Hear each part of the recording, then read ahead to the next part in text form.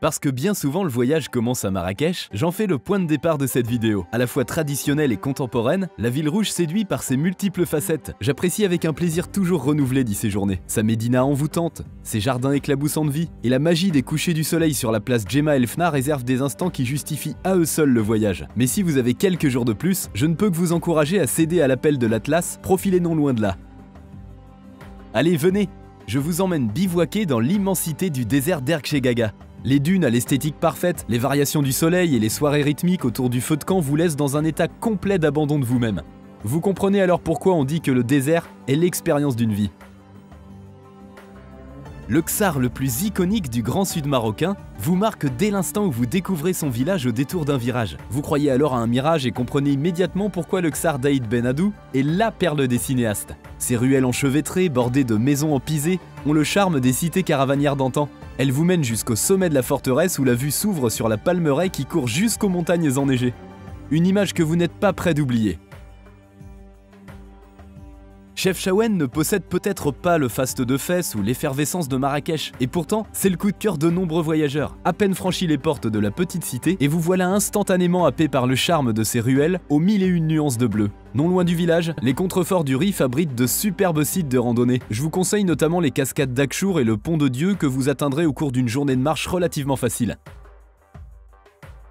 Impossible de faire l'impasse sur la capitale spirituelle du royaume chérifien, d'autant plus quand on sait que Fès enferme la plus ancienne et la plus vaste médina du Maroc. Pas besoin de GPS pour vous repérer dans son labyrinthe de ruelles au charme médiéval. Les meilleurs guides ici sont l'essence, les rencontres, la curiosité et les effluves de la cuisine marocaine qui chatouillent les papilles à chaque détour. Tanger la Blanche est l'oublié des itinéraires marocains. Pourtant, celle qui fut jadis immortalisée par Delacroix, Matisse ou les Beatniks ne manque pas d'atouts pour séduire les âmes curieuses et nostalgiques. Le thé à la menthe, savouré depuis le rooftop d'un riad qui surplombe la splendide baie au bleu chagalien, y a comme un goût de la légende. On poursuit avec Rabat, entré depuis peu dans le prestigieux club du patrimoine mondial de l'UNESCO. La secrète capitale du royaume est la seule ville impériale construite au bord de l'eau. Perchée sur la Casbah des Oudaya aux airs de Cyclades, vous oubliez le temps qui passe. Rabat, c'est aussi une médina authentique, une tour Hassan iconique et des vestiges archéologiques qui ont beaucoup d'histoires à raconter. Quand le soleil décline, embarquez sur le fleuve Bouregreg à bord d'une barque traditionnelle, grave de jolis souvenirs dans la mémoire. On continue avec celle que les voyageurs adorent, j'ai nommé l'ancienne Mogador. Dressée face au flot bleu, Essaouira s'impose comme la destination parfaite pour changer de tempo. Le charme de son port de pêche, l'atmosphère tranquille de sa médina, ses ateliers d'artistes, ses spots de kitesurf et les cris des mouettes et des goélands qui virevoltent au-dessus de la Scala tout autour de vous, concourent à vous plonger dans un profond état de sérénité.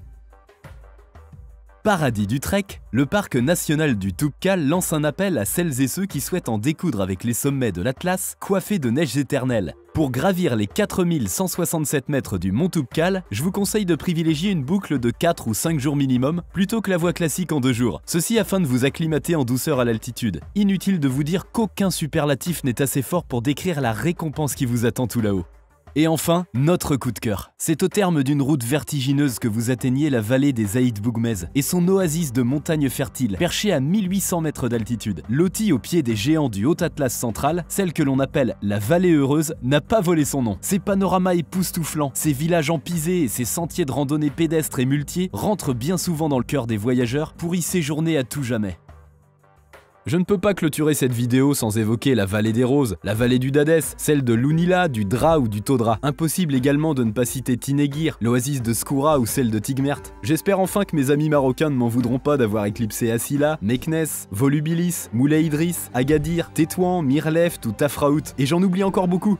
Bref, vous l'avez compris, faire un choix parmi la multitude de spots qui ont marqué mon souvenir au Maroc relève de l'impossible tant ce pays est grand, riche et diversifié. En attendant de vous retrouver sur le site partir.com ou sur les routes du Maroc, je vous dis à très bientôt pour de nouvelles vidéos.